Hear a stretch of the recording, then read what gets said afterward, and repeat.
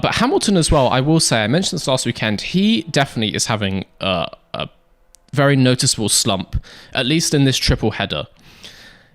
For me, it kind of feels like he is on a bit of a wind down now that it's coming to the end of his Mercedes tenure, and it really feels like some of that fire is gone. He still seems passionate when he's interviewed and stuff, but just on track, he's just not been sharp like you would expect for Hamilton. He's just had like 3 pretty bad weekends, honestly. Have you noticed this as well? Like, am I imagining things? No, I completely agree. Like, I feel it makes sense, right? Because Lewis, whatever you think about Lewis, wherever you think he is relative to his prime and how high you think his prime was, I think, for me, he's one of the greatest of all time, no doubt, right? And his prime is right up there. But you've got to look at, there's a few factors. Obviously, he's pretty close to 40 now. He's at a team that he's not going to be at next season, and in a regulation cycle that's not worked for him since 2022 started. Of course, that is going to affect his not even conscious motivation, but his ability to pull out top tier athletic performances. And you look at it across any sport, week in, week out, you need everything to come together. Yeah. You've got a Max Verstappen, a Lando Norris, a Charles Leclerc. You've got all of these top drivers who, in their primes, or arguably all in their primes as well. Of course, like they've got more motivating them because Charles at Ferrari long term, Lando's at McLaren long term, Max is going to win this championship and is fighting for it. Like any slight slip in circumstance, and Lewis has multiple things now that are kind of coinciding at the same time.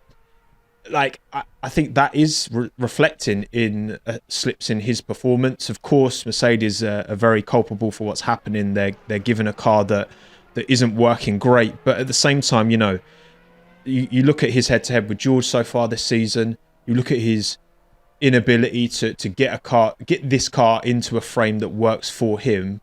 He's not going to have... if he was at Mercedes, he knew he was having another 2-3 years at Mercedes. I think he would be motivated differently. Yeah. In terms of fixing these problems, and it is resulting in as unfortunately as a bad a form of Lewis. I think this is probably the worst we've ever seen him in his career, if you ask me, really. And again, some of that's the car, but some of that's him as well. I think so. He had some spells in, I want to say 2009, and there was a couple of periods in that kind of like late McLaren era as well.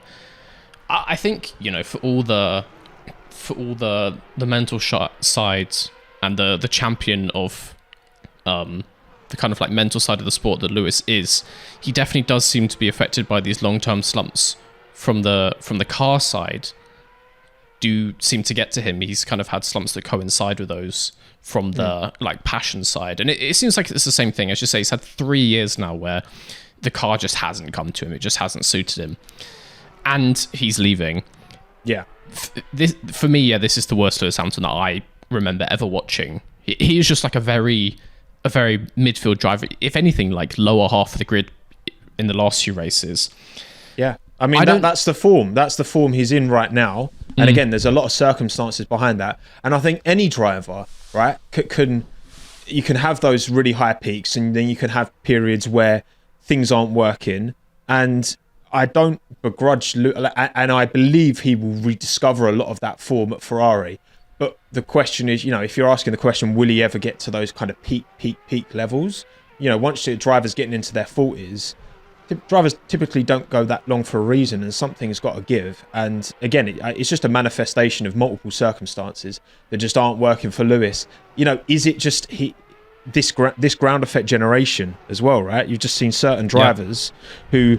Daniel Ricciardo was way happier in the 2014 Red Bull than he was in any ground effect car, be that a McLaren or a V-Carb.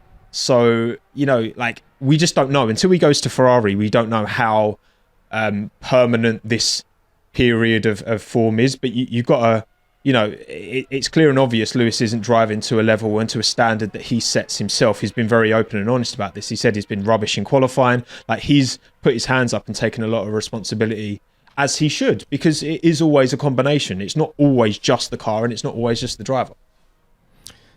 Yeah, absolutely. I don't doubt if anyone has the ability to bounce back, it's Lewis. Like, he's got all the tools there. But I do wonder if this is going to kind of stick with him long term, like quite a continued slump at the end of his Mercedes era. Will he bounce back? As you said, I don't think we're ever going to get the same peak Hamilton that maybe we got in the middle of the 2010s. Yeah.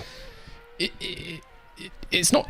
I don't want to say it like... I don't want to phrase it in a way that suggests that he has to get back, like it's required. Like, obviously, but I've got no eggs in this basket.